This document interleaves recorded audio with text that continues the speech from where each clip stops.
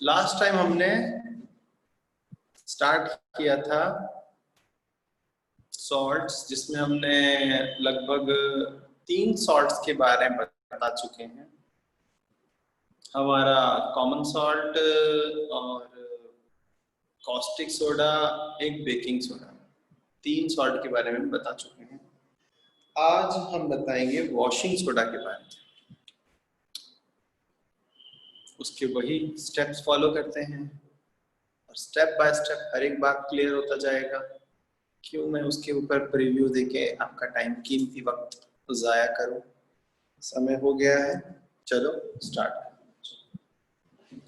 हमारा टॉपिक चल रहा है सॉल्ट, जिसमें सॉल्ट में हम आज सबसे पहले नेम की बात करें तो नेम में 3 चीजें आती हैं। पहले उसका फॉर्मूला Na2CO3.10H2O। आज एक नया चीज देख रहे हो, डॉट 10H2O। डॉट 10H2O क्या है, क्यों है, कैसे है, तो इस सब के बारे में अलग से एक टॉपिक है। इस चैप्टर के अंत में एक टॉपिक है कि ये 10H2O क्या होता है, उसके बारे में जानकारी, खबर सब मिल जाएगा। नहीं दिख रहा है तो बताओ, ठीक है? साफ साफ दिख रहा है? मैं दोबारा लिखूंगा। चलो दिख रहा है, वेरी वेरी गुड। अब इसका केमिकल नेम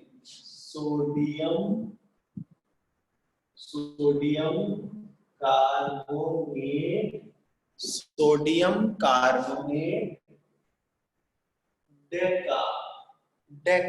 देखते हैं दिख रहा है कि नहीं दिख रहा है, थोड़ा बड़ा लिखना पड़ेगा। Sodium carbonate Deka hydrate. Sodium carbonate Deka hydrate. Deka means 10। Deka hydrate, Deka means 10। और उसका कॉमन नेम तो पता ही है, washing soda. Washing soda. Topic के अंत में हम आपको ये भी बताएंगे कि धोबी कपड़े धोने में इतना मेहनत क्यों लगाता है और घर में कपड़ा धोने में इतना आसान क्यों होता है। क्या हम वॉशिंग सोडा से घर में कपड़े धो सकते हैं या नहीं? ठीक है, आवाज कट रही है। ओ माय गॉड, यहाँ तो मैंने कैंची वैंची तो लिया ही नहीं है, फिर आवाज कैसे? चलो, ये है नाम, 3 नाम है, ठीक है बच्चों। उसके बाद आता है सोर्स। अगर हम बात करें सोर्स की तो कुछ वॉल्केनो में कार्बोनेट्स और बाइकार्बोनेट्स पाए जाते हैं। वॉल्केनो में कार्बोनेट्स और बाइकार्बोनेट्स पाए जाते हैं, लेकिन मेनली इसका सोर्स है मैन मेड, बिकॉज ये वाटर सॉल्युबल है, इसलिए इसको समुद्र से ऑब्टेन कर पाना इतना आसान नहीं है। ये समुद्र में भी थोड़ा बहुत मिलता है, तो इसको हासिल करना इतना आसान नहीं है। तो हम लिख सकते हैं मेनली मैन मेड। अब ये MAN हो गया है, MEN, वो खुद सोच लेना, ठीक है? मैन मेड, ठीक है बच्चों। अब सवाल है प्रेपरेशन।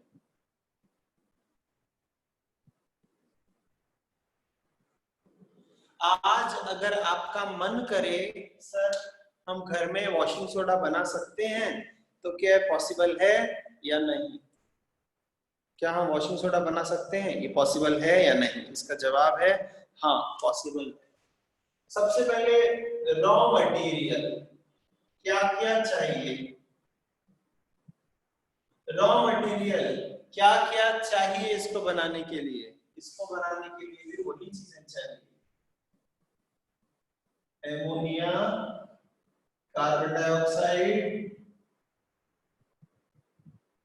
नमक एंड पानी। ये वही चार चीजें हैं जो लास्ट टाइम बेकिंग सोडा बनाते वक्त हमें आवश्यकता पड़ी थी। सेम टू सेम ये वही चार चीजें हैं। तो इसको बनाने के प्रोसेस को भी सॉल्वे प्रोसेस बोलेंगे, जिस प्रोसेस से हमने बेकिंग सोडा बनाया था। तो सॉल्वे प्रोसेस से ही ये बनाया जाता है। प्रिपरेशन में रिएक्शन, तो रिएक्शन का नाम यहाँ भी सॉल्वे प्रोसेस से संबोधित किया जाता है। तो इसमें वही रिएक्शन है, NaCl और H2O। आपको पता है इसको बोलते हैं ब्राइन।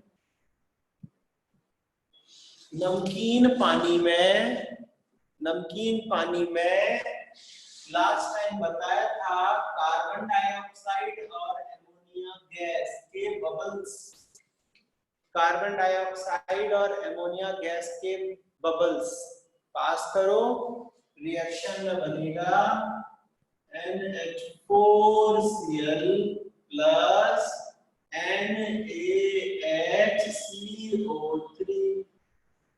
एक बनेगा एमोनियम क्लोराइड और एक बनेगा सोडियम बाइकार्बोनेट NaHCO3। ये है एक स्टेप। दूसरे स्टेप में हमें क्या करना है, NaHCO3 को हासिल करना है। कैसे हासिल करें?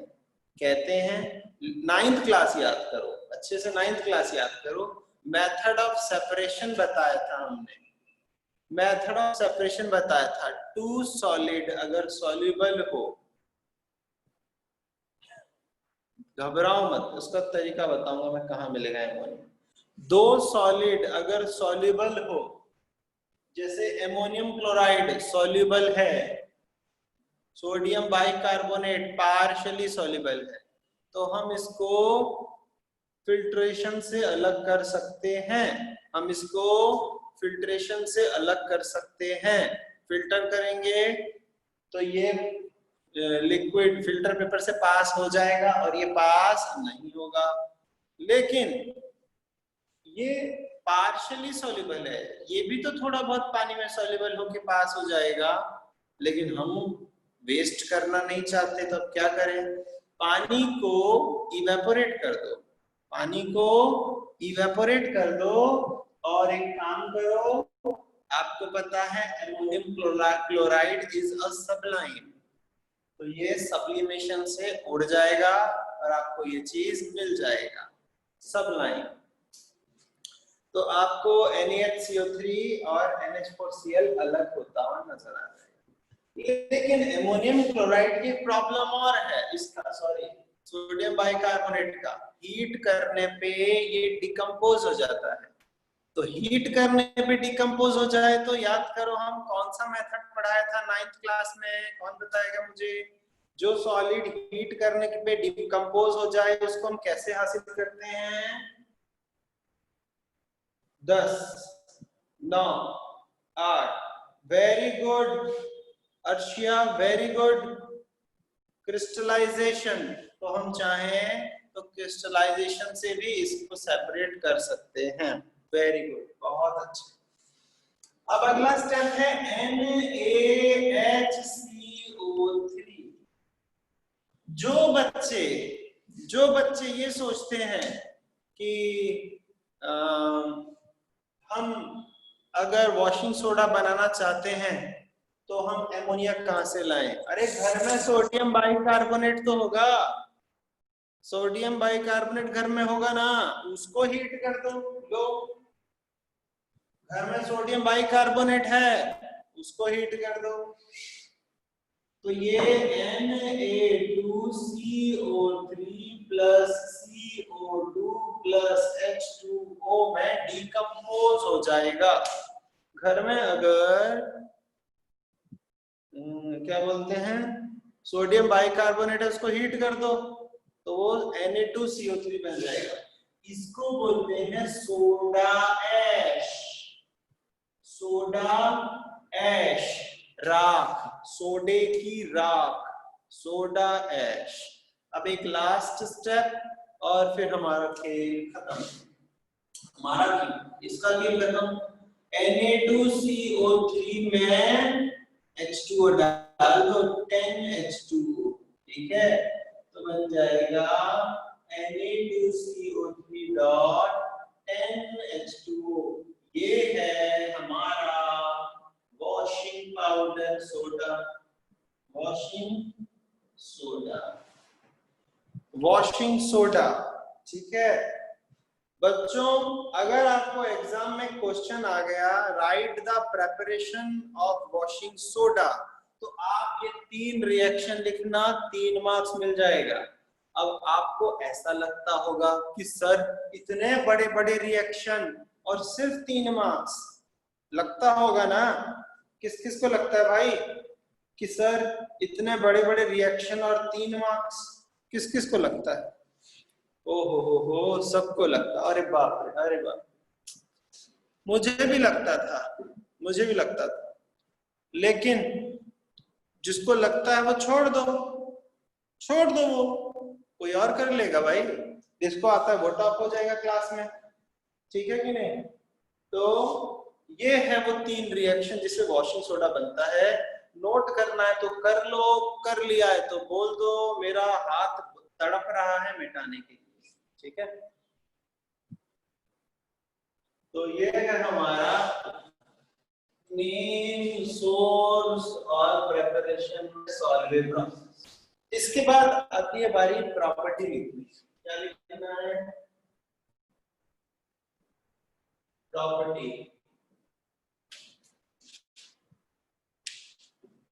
प्रॉपर्टी में as usual physical and chemical. तो फिजिकल पहले, फिजिकल प्रॉपर्टी। एक कैमरा शब्दों को फोकस क्यों नहीं कर पा रहा है? हाँ? लगता है 11 लेना पड़ेगा।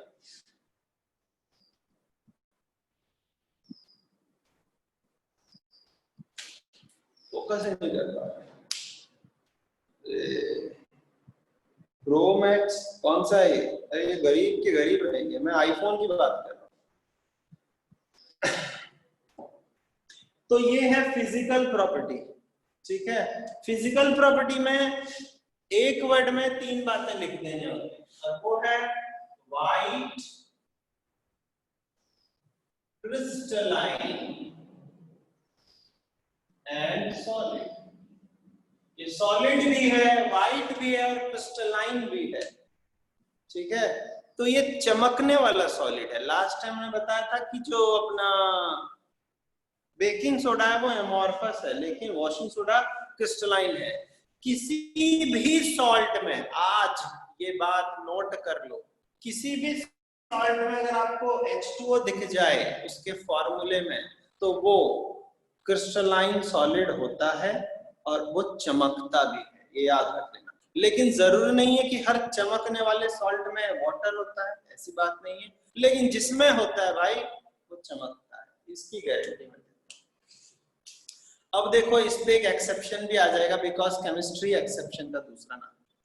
अभी प्लास्टर ऑफ पेरिस आएगा, वो भी उसमें भी वाटर होता है, फिर भी नहीं होता, तो इसलिए मुझे माफ कर दो, मैं अपने शब्दों को वापस लेता हूँ। केमिस्ट्री में कभी कोई गारंटी नहीं ले सकते। क्रिस्टलाइन सॉलिड, चमकने वाली सॉलिड को बोलते हैं क्रिस्टलाइन सॉलिड, ऋषि। और जो चमकता नहीं है उसको बोलते हैं एमोर्फस सॉलिड। ये है white crystalline solid, soluble in water, soluble in water, बहुत ही अच्छा वर्ड, soluble in water। तो ये जो क्या बोलते हैं उसको, बेकिंग सोडा था वो पार्शियली सॉल्युबल था, लेकिन ये वॉशिंग सोडा जो है कंप्लीटली सॉल्युबल वाटर है। लेकिन इसकी एक बहुत ही खास प्रॉपर्टी है, बहुत ही खास प्रॉपर्टी कि ये it loses its shine। इसकी जो चमक है, अरे यार कितना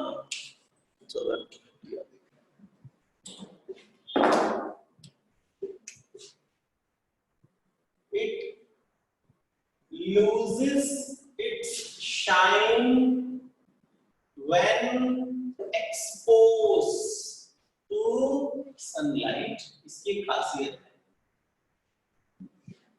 ये अपनी चमक खो देता है। it loses its shine when exposed to sunlight। shine when exposed to sunlight, ये बहुत ही अजीब प्रॉपर्टी है इसकी। सनलाइट में रखो तो इसकी शाइन लॉस हो जाती है। इसके ऊपर भी एक टॉपिक पढ़ाएंगे हम सॉल्ट के अंदर। ऑब्वियसली अगर आपको पता है, आप देख लो सॉल्ट को पहचानो मेरे बच्चों, सॉल्ट को पहचानो। यहाँ देखो ये NaOH से बना होगा, इसके बेस का नाम क्या होगा? NaOH, और एसिड है H2CO3, बेस का नाम होगा NaOH और एसिड का नाम होगा H2CO3। तो आपको पता है सॉल्ट का नेचर कैसा होगा? 10। ओ वेरी गुड, 1 सेकंड में योग्यता ने आंसर दिया। इसीलिए ये रेड लिटमस टू ब्लू भी करेगा और ये बिटर इन टेस्ट होगा, बिटर इन टेस्ट होगा। रेड लिटमस टू ब्लू भी करेगा और बिटर इन टेस्ट होगा। बिल्कुल सही, बेसिक इन नेचर है। आप चाहो तो वो भी लिख सकते हो, conduct electricity when dissolve in water, conduct water. लेकिन बात किसी का एक्चुअली दिखने में मैं आपको बताता हूँ कैसा लगता है। मैं ये दिखने में कैसा लगता है देखना, अभी मैं एक हिंट दूंगा आपको समझ आ जाए। कितने बच्चों ने मिश्री खाई है? मिश्री, चीनी, शक्कर, मिश्री, ये सब सुना है? मिश्री? No sir. मुझे माफ कर दो जिसने नो सर बोला, मैं अभी उसको खिलाने नहीं वाला हूँ। एक्चुअली जिसने खाई है मैं उसकी बात कर रहा हूँ। मिश्री जो होता है वो प्रसाद में इस्तेमाल होने वाली चीज है, लेकिन दिखने में चीनी की तरह दिखता है, बट बहुत ही मोटा मोटा होता है। मिश्री बोलते हैं उसको। मखाने, मिश्री, बताशे, ये प्रसाद में इस्तेमाल होता है। लेकिन मैं इस वाले मिश्री की बात नहीं कर रहा हूं जो दिखने में चीनी जैसा होता है। मैं एक और मिश्री की बात कर रहा हूं जो बिल्कुल टुकड़े की तरह होता है, जैसे पता नहीं क्या बोलूंगा मैं, एक इरेगुलर शेप, इरेगुलर शेप, अंदर से धागे भी निकल रहे होते हैं खाते वक्त, मीठा मीठा लग रहा होता है। देखते हैं स्नो जैसा, अरे वो तो पाउडर हो गया, बड़ा बर्फ का टुकड़ा जैसा इमेजिन करो मिश्री, इरेगुलर शेप। पेठा जैसा, परफेक्ट। कौन है रे ये? गुरमृत, वेरी गुड। दिखने में पेठा जैसा दिख रहा होता है, इरेगुलर शेप जैसा कुछ वैसा दिख रहा होता है, बहुत मीठा होता है वो गुरुद्वारे में भी कभी कभी मिश्री और चने प्रसाद में मिलते हैं, मैंने खाया है। पिंक कलर नहीं मेरे लाल, पिंक कलर नहीं। अब मैं तुम्हें एक डिश बनाना नहीं सिखा रहा हूं कि अब आप लोग वहां चले गए। मैं ये बताना चाहता हूं कि वॉशिंग सोडा दिखने में बिल्कुल वैसे ही होता है, इरेगुलर शेप, मोटा मिश्री जैसा, चमचमाता, मन करेगा खा जाऊं, लेकिन भगवान के लिए मत खाना, क्योंकि खाते ही जबान वैसी हो जाएगी जैसे स्नेक की जबान होती है, बीच में से कट जाएगी और आप फिर लहराता हुआ 2 जबान मुंह से बाहर निकलेगा अगर आपने इसको खाया। खतरनाक है, ठीक है, बहुत ही कॉरोसिव है, जैसे कि आपको बताया मैंने, स्ट्रॉन्ग बेस का होता है। तो यही है कि ये बहुत ही चखमत लेना, दिखना बहुत ही ज्यादा लजीज, एकदम अट्रैक्टिव होगा, मन करेगा खा जाऊं, लेकिन नहीं, रोक लेना, उसी पल फूड को रोक लेना। तो ये है फिजिकल प्रॉपर्टी। अब मैं लिखने जा रहा हूं केमिकल प्रॉपर्टी।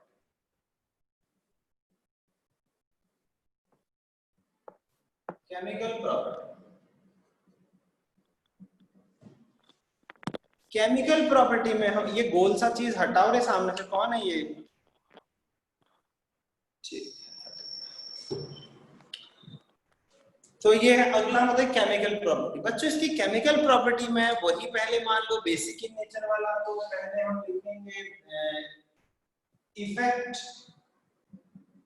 ऑफ एसिड, क्योंकि खुद एक बेस है, ये खुद एक बेस है, तो इसमें क्या इफेक्ट नहीं है एसिड का। तो चलो क्या होगा अगर हम Na2CO3 में H2SO4 डाल, कोई एसिड खतरनाक Na2CO3 में H2SO4, तो क्या ही बनेगा? Na2SO4 plus CO2 plus H2O, salt plus water plus carbon dioxide. कोई भी कार्बोनेट या बाइकार्बोनेट क्यों ना हो, तो जिंदगी में केवल एक ही चीज बनाना सीखता है एसिड, अगर उसके ऊपर हमला कर दे तो, और उस चीज का नाम है salt plus water plus carbon dioxide extra. Last time मैंने एफरवेंस सिखाया था, और किसने घर घर में एफरवेसेंस किया था जरा बता दो। एफरवेंस किसने किया था? बेकिंग सोडा, नींबू या विनेगर इस्तेमाल करके, या इनो और पानी को इस्तेमाल करके। तो यही बात है भाई। चलो चलो ठीक है, वेरी गुड वेरी गुड। मैं कोई यहाँ पे तांबे का मेडल बांटने वाला नहीं हूँ, रख दो बस करो। वेरी गुड बच्चों, ये एक्सपीरियंस की बात है, ठीक है ना। तो ये है इसका ये एक है कि इसकी शाइनिंग क्यों लॉस हो जाती है अगर हम इसको धूप में रखते हैं, ये भी इंपॉर्टेंट सवाल है। Na2CO3 क्या देगा? Na2CO3.10H2 अगर इसको सनलाइट में रख दो, इसमें सनलाइट में रख दो, तो ये अपना 10 में से 9 वाटर लॉस कर जाते हैं। ये बन जाएगा Na2CO3.1H2O plus 9H2। ये अपना 9 वाटर ऑफ क्रिस्टलाइजेशन को लॉस कर देता है।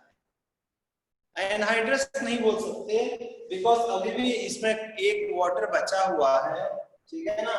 यही बात है कि एक वाटर बचा हुआ है, इसलिए इसको एनहाइड्रस नहीं बोलेंगे, वरना इस प्रोसेस का नाम डिहाइड्रेशन हो जाता, loss of water crystallization by dehydration हो जाता। लेकिन इसमें कुछ वाटर बचा है, इसको इफ्लोरोसेंस कहते हैं। क्या होता है इसको?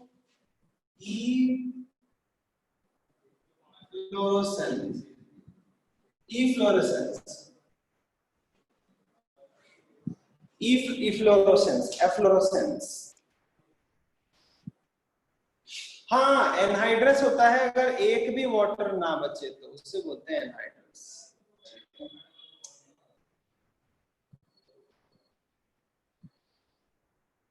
अगर पूछा जाए, कुछ नहीं पूछा जाए, ये इसके दो प्रॉपर्टी है।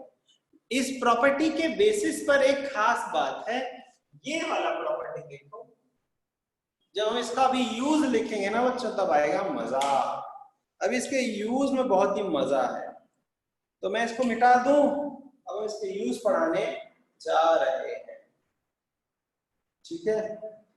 सर मैंने स्टेनलेस स्टील को करोड किया था सॉल्ट सॉल्यूशन से इलेक्ट्रिसिटी पास करके। ओ शाबाश मेरे चीते, क्या नाम है तुम्हारा? मैंने स्टेनलेस स्टील को करोड किया था क्या करके? पास करके। कौन है भाई? नाम गुम हो गया इसका, एक बार फिर से बता दो कौन।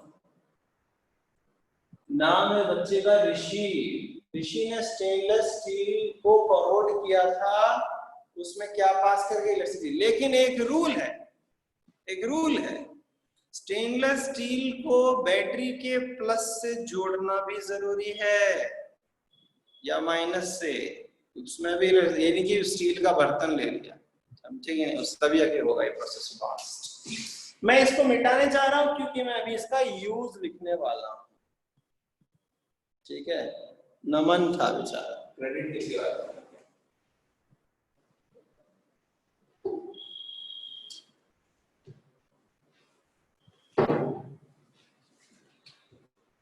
वॉशिंग सोडा की शाइनिंग लॉस हो जाती है अगर उसको धूप में रख दिया जाए, लेकिन घबराने वाली बात नहीं है, थोड़ा सा पानी और डाल दो उसमें, वो अपनी शाइनिंग वापस गेन कर लेता है।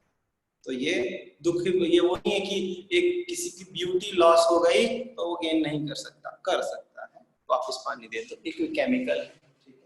अब आ रही है इसकी यूज। यूज में तो पहला ही यूज में लिखूंगा, पहला यूज लिख लो, use in soap industries, use in soap industries,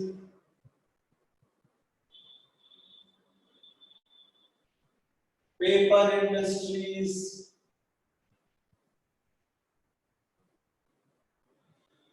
petroleum, या फिर हो सकता है detergent, use to make detergent, use to make detergent. अब सवाल है, डिटर्जेंट में कपड़े धोने के काम आता होगा? आपकी सोच गलत है, डिटर्जेंट में कपड़े धोने के काम नहीं आता है। एक अजीब सी बात बोलूंगा, इसका यूज है हार्डनेस ऑफ वाटर को रिमूव करने में काम आता है। अगर आपको एग्जाम में पूछे what is the use of washing soda in detergent, तो हर कोई लिख देगा क्लीन क्लॉथ, लेकिन नहीं, रिमूव हार्डनेस ऑफ वाटर। क्या लिखेंगे? Remove hardness of water. अब आपके दिमाग में एक सवाल और आएगा, सर हार्डनेस ऑफ वाटर क्या होता है? तो घबराओ मत, हार्डनेस ऑफ वाटर जो होता है, पानी में मौजूद कैल्शियम और मैग्नीशियम को रिमूव करने को बोला जाता है, रिमूव हार्डनेस ऑफ वाटर। पानी में अगर कैल्शियम मैग्नीशियम है तो बोलते हैं पानी हार्ड, कहते हैं उसमें ठीक से कपड़े धुलाई नहीं होता है। अगर हम उस हार्डनेस को रिमूव कर दें तो कपड़े की धुलाई अच्छे से होती है, समझे कि नहीं? तो ये वॉशिंग सोडा जो है वो यही काम करता है, तो आप डायरेक्ट भी यूज कर सकते हो। तो Na2CO3 जो है वो मेक हार्ड वाटर सॉफ्ट, ये हार्ड वाटर को सॉफ्ट करने में काम आता है। रुको मैं ढंग से लिखने जा रहा हूं, ढंग से लिखने जा रहा हूं। Remove permanent hardness of water, कितना अजीब है, remove permanent hardness, permanent hardness of water.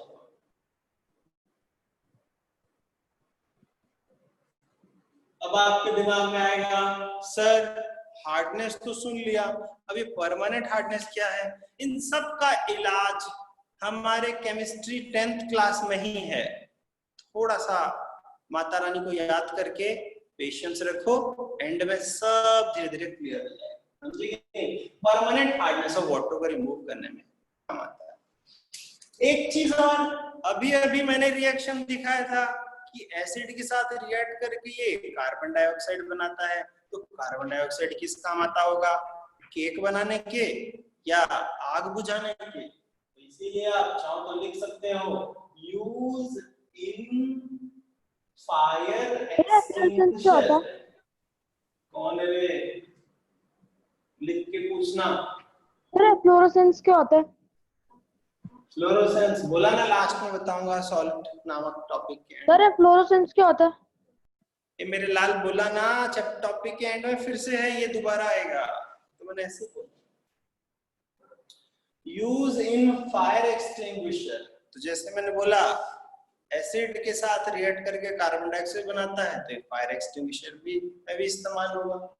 एक लास्ट चीज, use in laundries to wash cloth, ये समझ लो।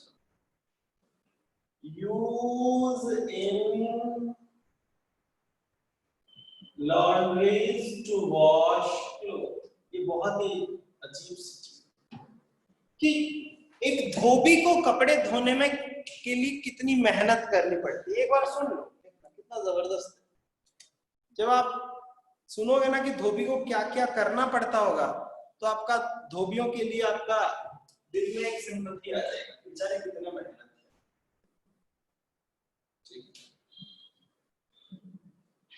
अगर आप धोबी बन जाओ तो कपड़ा धोने के लिए आपको क्या करना पड़ेगा?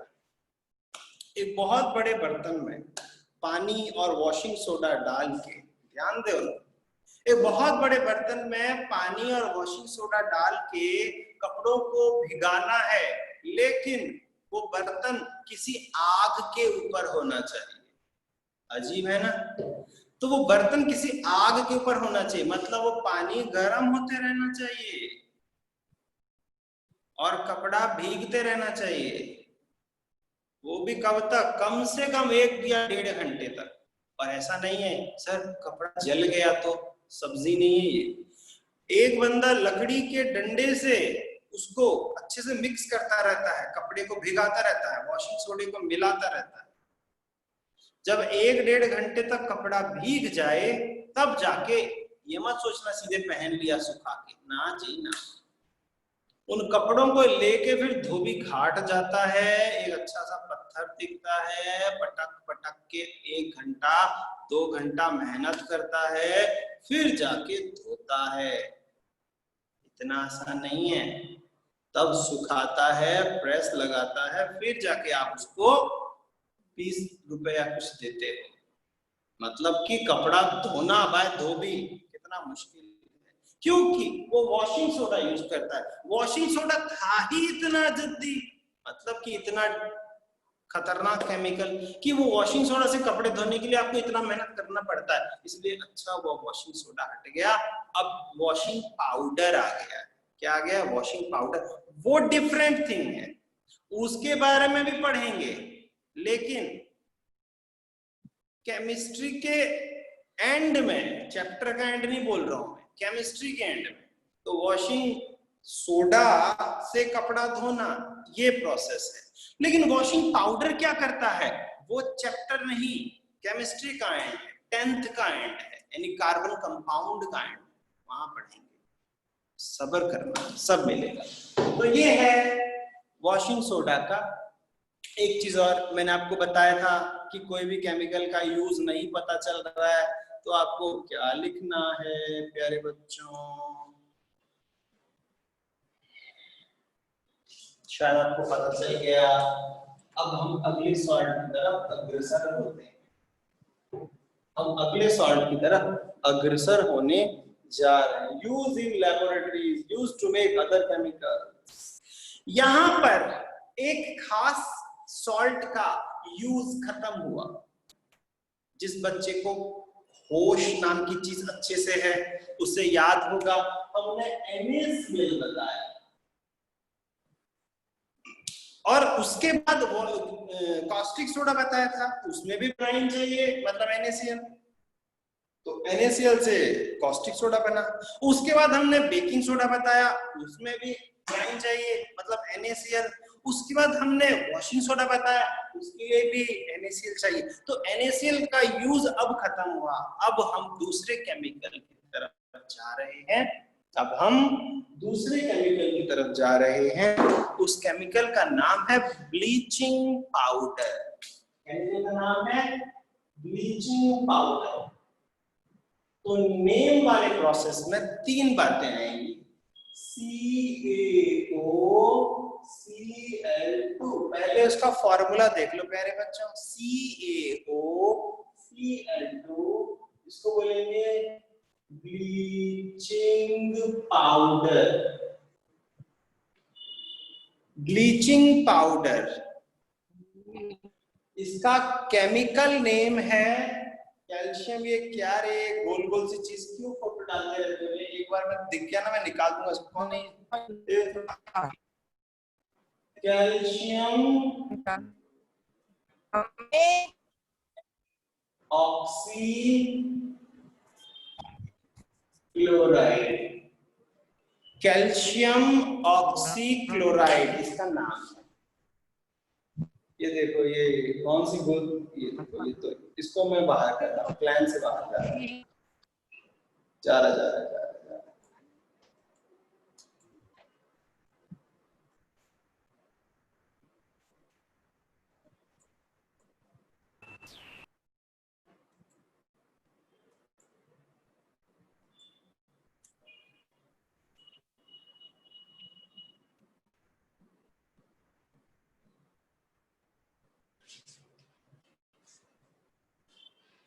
खुशी हुई। आगे बढ़ते हैं। देखो भाई, अब ये देखो कोई कार लेके आ गया, तीसरी बार दिख जाए बस उसका कार, फिर गया वो कार, उसी कार के साथ बेकार जाए। Calcium oxychloride. अब सवाल है प्रेपरेशन।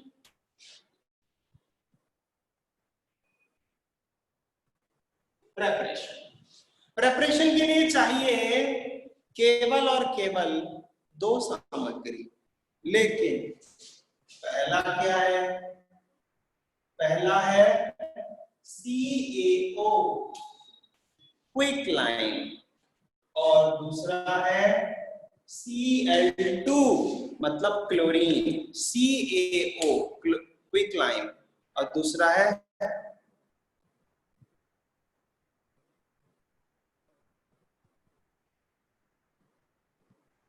क्लोरीन। हे भगवान, 50-50 के 3 बैच होते थे फिनिक्स में। ये लॉकडाउन है, जब लॉकडाउन खुला होता था 50-50 के 3 बैच होते थे। चलो, अभी आप अंडे से निकले हो इसीलिए शायद आपके लिए हाईएस्ट। तो देखो CaO एंड Cl2, कभी कभी CaOH ट्वाइस भी इस्तेमाल हो सकता है, यानी कि आपको कैल्शियम हाइड्रोक्साइड भी इस्तेमाल किया जा सकता है। तो कैसे यूज करें इसको, मैं अब रिएक्शन लिखने जा रहा हूं। ठीक है, रिएक्शन। बच्चों, आपको एग्जाम में दो तरह से क्वेश्चन आ सकता है। एग्जाम में दो तरह से क्वेश्चन आ सकता है। How will you prepare bleaching powder from quick lime, बोले तो ये चीज है। And how will you prepare bleaching powder from slack lime, बोले तो ये चीज है।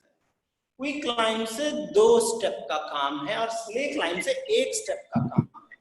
अगर 1 मार्क्स का आए तो स्लेक लाइम से बनेगा, 2 मार्क्स का आए तो क्विक लाइम से बनेगा। लेकिन पूछा जाए दोनों में से ज्यादा जरूरी क्या है, तो इसका जवाब है स्लेक लाइम इज मोर जरूरी। स्लेक लाइम ही वो असली केमिकल है जिससे हमारा ब्लीचिंग पाउडर बनता है। तो मैं एक काम करता हूँ, क्विक लाइम से शुरू करता हूँ जिसमें दोनों चीज कवर हो जाएगा, क्योंकि क्विक लाइम को पहले स्लेक लाइम में कन्वर्ट किया जाता ही जाता है। तो क्विक लाइम को पहले स्लेक लाइम में कन्वर्ट करना ही पड़ेगा। तो ये एक स्टेप है,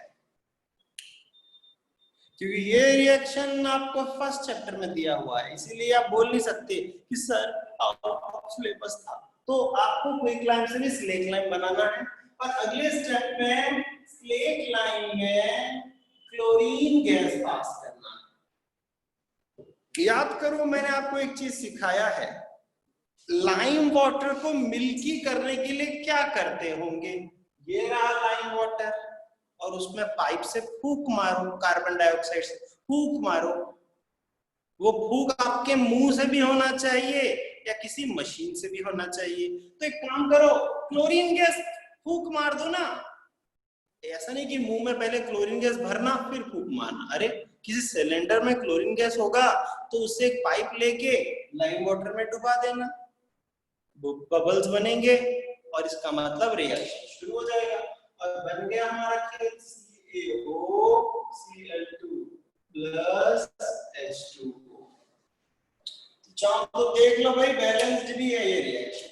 ये है हमारा ब्लीचिंग पाउडर, क्या है ये? Bleaching powder. ब्लीचिंग पाउडर बन गया।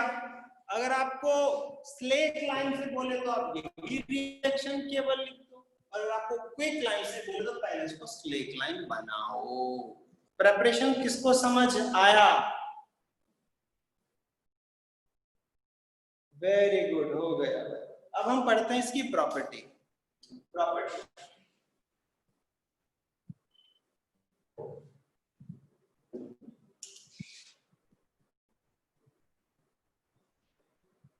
प्रॉपर्टी में पहले फिजिकल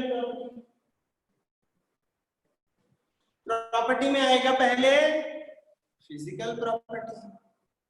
और फिजिकल प्रॉपर्टी में इसका कलर वाइट नहीं है, येलोइश वाइट। मैं घर से जब निकला मैंने देखा मेरा शर्ट बहुत वाइट दिख रहा है शीशे में, लेकिन जब मैं यहाँ आया देखा इस बोर्ड के सामने मेरा शर्ट हल्का सा येलोइश लग रहा है, थोड़ा बेइज्जती लगा, लेकिन सह लो। आज शायद इसीलिए ये हुआ ताकि आपको मैं ब्लीचिंग पाउडर का कलर बता सकूं। तो आप मेरा शर्ट देख पा रहे हो, अगर आपके पास HD and ultra HD screen वाला मोबाइल है तो हल्का सा येलोइश कलर भी आपको नजर आ रहा हो। ऐसा नहीं कि मैं हल्दी से होली खेल के आया हूँ, एक्चुअली हल्का सा येलोइश कलर है, यही है। तो ये येलोइश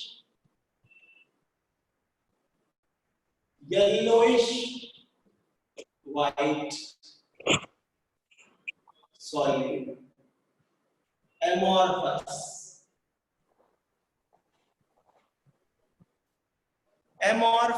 येलोइश white solid है, ठीक है। और soluble in cold water, कमाल की बात है कि ये कोल्ड वाटर में सॉल्युबल होता है।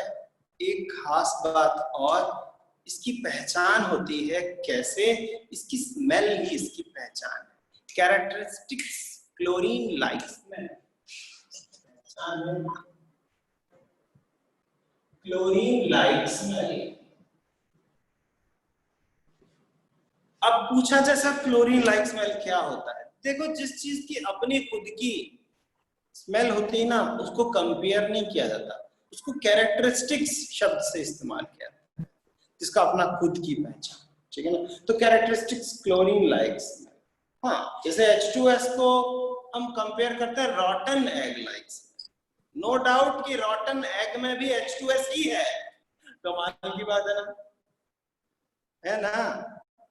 यानी कि अगर मान लो आपको क्रेयॉन में दिया गया, बोला जाए कौन सा कलर है, बोलोगे सर आप ऑरेंज कलर है, बोलो ऑरेंज कलर है, ठीक है। ऑरेंज का कौन सा कलर है, ऑरेंज कलर। तो जैसे अभी बोला H2S का कौन सा स्मेल होता है, तो बोलोगे रॉटन एग लाइक स्मेल है। तो रॉटन एग में कौन सा गैस है, H2S ही होता है, कमाल की बात। तो ये क्लोरीन लाइक स्मेल है। इसकी केमिकल प्रॉपर्टी एक ही रिएक्शन है, बस इसकी केमिकल प्रॉपर्टी में एक ही रिएक्शन, केमिकल प्रॉपर्टी एक ही रिएक्शन है, CaOCl2 जो है वो स्पॉन्टेनियस, जब भी शब्द आ जाए स्पॉन्टेनियस मतलब ये अपने आप, स्पॉन्टेनियस का मतलब है अपने आप, ये टिकता नहीं है, टूटता रहता है। CaO और Cl2 में टूटता रहता है। आज हमारे पास बड़ा टाइम बच जाएगा बच्चों, हम आपके डाउट्स भी ले लेंगे, ठीक है ना। आज 5-10 मिनट बच जाएगा डाउट्स लेने का, इसीलिए टॉपिक खत्म हो जाए तो भाग मत जाना, डाउट्स क्लियर करो, ठीक है। क्लोरीन, ये क्लोरीन गैस प्रोड्यूस करना ही उसके स्मेल का राज है।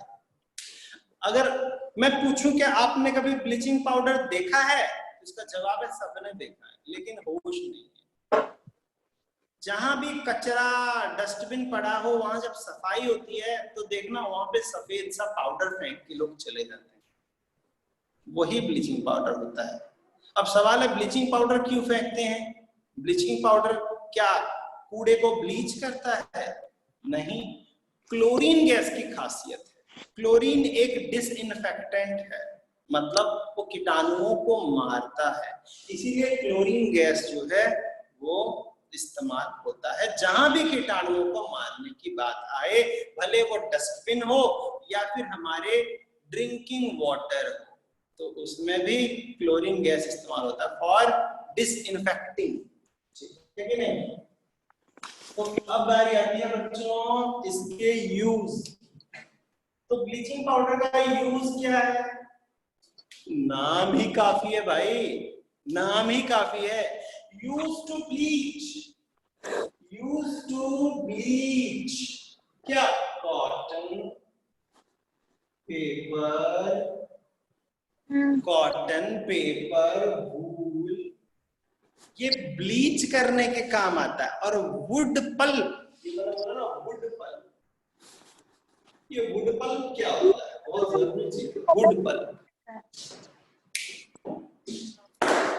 हाय, देखो मैंने बार बार बोला है कि अपना कोई भी शंका हो, मेरे बच्चों यहाँ मत बजाओ, लिखो ना क्या डाउट है, ठीक है। मिस्टर ए, हाँ तो मैं क्या करूं, बैठ के सबका माइक ऑफ करता रहूं क्या, माइक मैन बन जाऊं मैं, चलो माइक मैन बन जाते हैं, ठीक है, पढ़ाई छोड़ दो। तो use to bleach cotton, wood pulp and paper, ठीक है। मैं आपको क्या ही बताऊं, किसी के पास क्लासमेट या फिर कोई अच्छी महंगी नोटबुक सामने है, किसी के पास क्लासमेट, उसके पीछे पलट के देखो, वहां पर हरे से पेड़ का निशान होगा, इको फ्रेंडली लिखा होगा, और क्लोरीन ब्लीच के बारे में कुछ लिखा होगा। कोई मुझे बताओ क्या लिखा है, क्या लिखा है?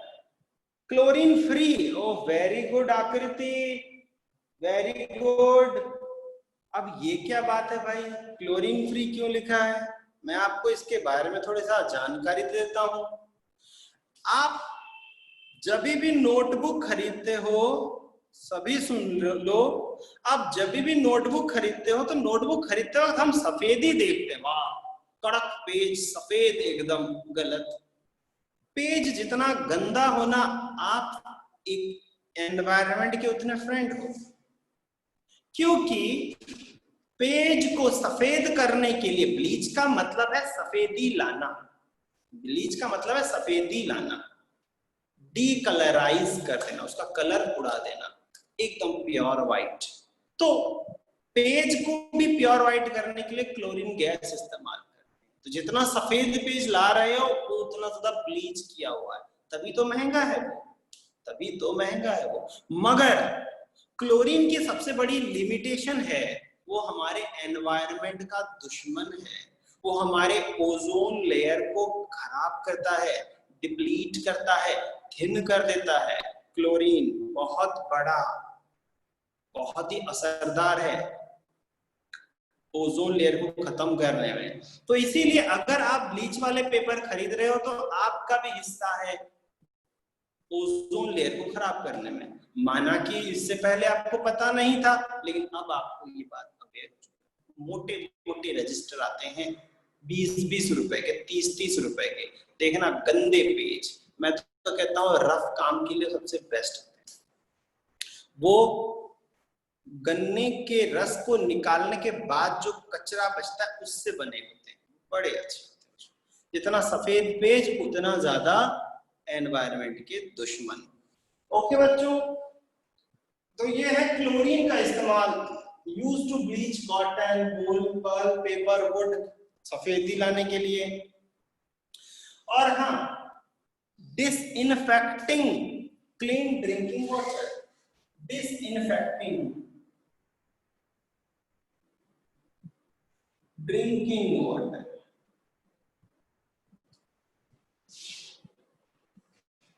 सोसाइटी में देखते हैं बड़ी बड़ी टंकियां लगी होती है, सोसाइटी में बड़ी बड़ी टंकियां लगी होती है, और वो टंकियों के अंदर लोग क्या करते हैं, बहुत सारे ब्लीचिंग पाउडर डाल देते हैं, जिससे वो ब्लीचिंग पाउडर धीरे धीरे क्लोरीन रिलीज करता है और अंदर के कीटाणु को मारता रहता है। तो ब्लीचिंग पाउडर का ये भी एक इस्तेमाल है, ये भी एक इस्तेमाल है। कपड़ों से रंग हटाना है, कपड़ों से दाग हटाना है, तो भी ब्लीचिंग पाउडर किया जाता है। यहाँ पर हमारा एक सॉल्ट और खत्म हो गया, हमारा एक सॉल्ट और रह गया है, उसका नाम है प्लास्टर ऑफ पेरिस। वो हम अगली बार पढ़ाएंगे। मैं अभी आपके कुछ डाउट्स लेना चाहता हूँ। क्या किसी को कोई डाउट है? कोई डाउट तो पूछ सकता है, उसका स्वागत है भाई। कौन? क्लोरीन को हार्मफुल नहीं होता क्या? क्लोरीन वो हार्मफुल नहीं होता, क्या होता है भाई? ज्यादा कंसंट्रेशन में कोई भी चीज हो, वो तो ऑक्सीजन भी ज्यादा कंसंट्रेशन ले लो हार्मफुल है। सर अगर क्लोरीन हार्मफुल है तो यूज ड्रिंकिंग वाटर में इसे क्यों करते हैं? एक लेवल तक करते हैं, उसे एक लेवल तक करते हैं, ये नहीं कि आज बाल्टी भर क्लोरीन पी के आऊंगा मैं, ऐसा नहीं होता है। सर लेकिन नोटबुक पे लिखा है क्लोरीन फ्री, लिखने वाले लिख देते हैं, लिखने वाले लिख देते हैं। जैसे टोबैको में भी लिखा होता है इट कॉज कैंसर, फिर भी बेच क्यों रहे भाई? इफ्लोरेसेंस सर, इफ्लोरेसेंस अगले टॉपिक में पढ़ाई होगी। और बताओ नेक्स्ट, नेक्स्ट जल्दी, मैं ऑफ कर रहा हूं। 10 9, कोई क्वेश्चन नहीं है तो ऑफ करूंगा। 8 7 6 5 4 3 2 1 0। ओके बच्चों, फिर मिलते हैं। थैंक यू बच्चों।